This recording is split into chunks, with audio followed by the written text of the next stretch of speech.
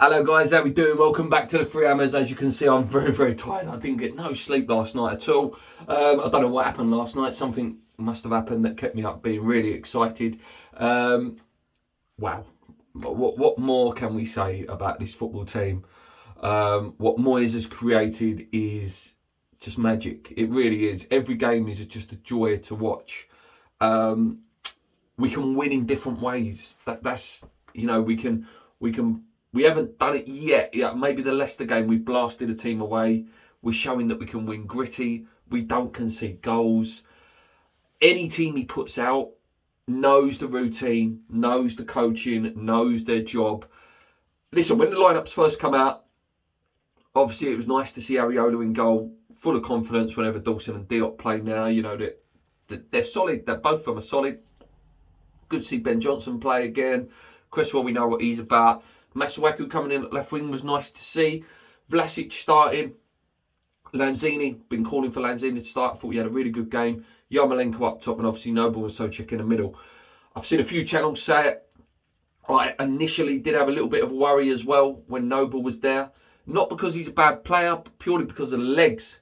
When you've got, their midfield was a good midfield. That was Gundogan, Kevin De Bruyne, Sterling's, etc., etc. That was still a very strong team. Aki and Stones, Zinchenko, Walker.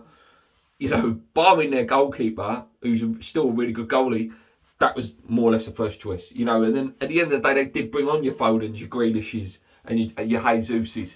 So listen, that was my fear. I thought we might get slightly overrun in midfield without the energy of someone like Rice to pick the ball up and run with the ball, and just be a bit of a nuisance and spray the ball if needed.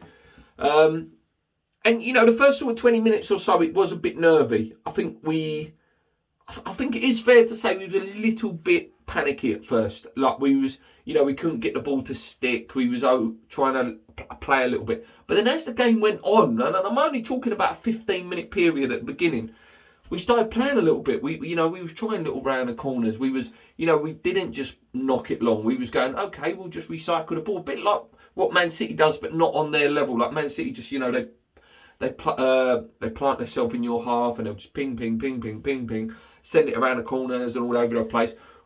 It's good to see that we're trying that though.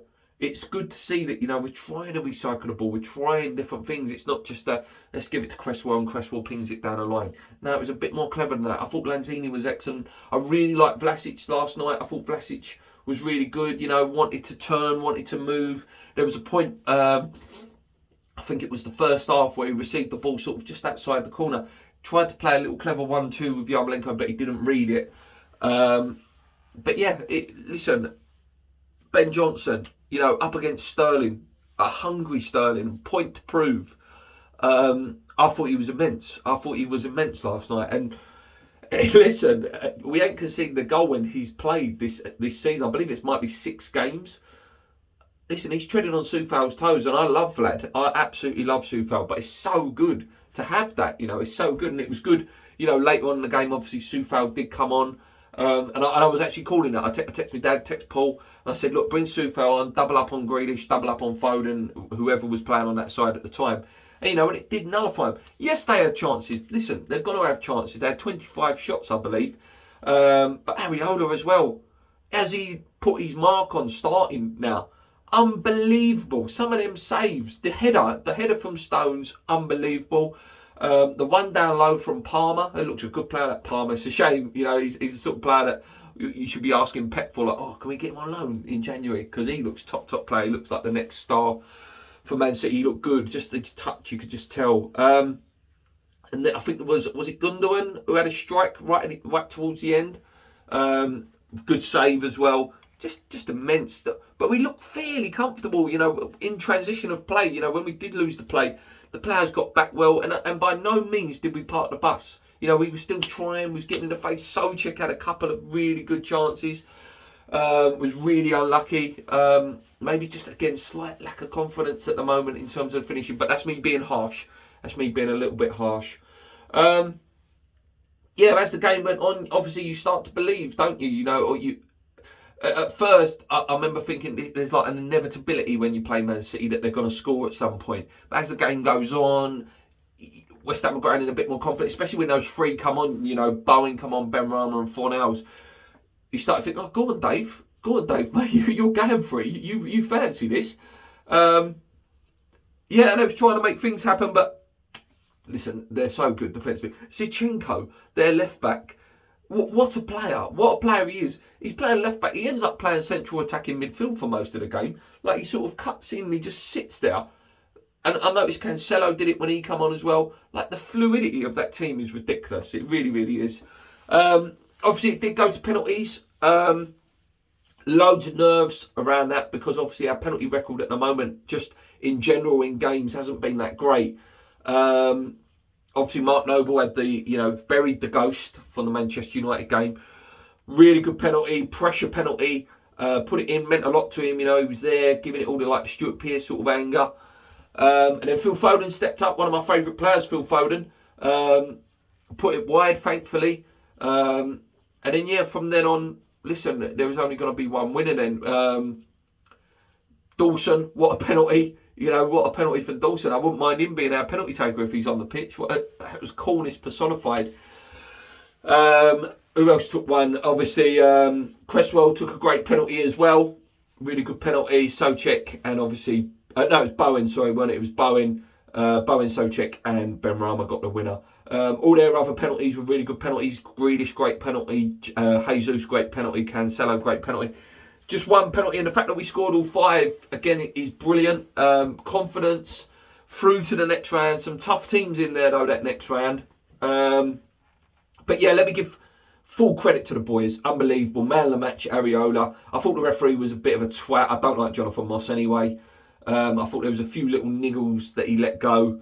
But yeah, like what can you say about this football team? We should fear no one now. Obviously, we've got Villa coming up, and then obviously Genk away, and then not to overlook any teams.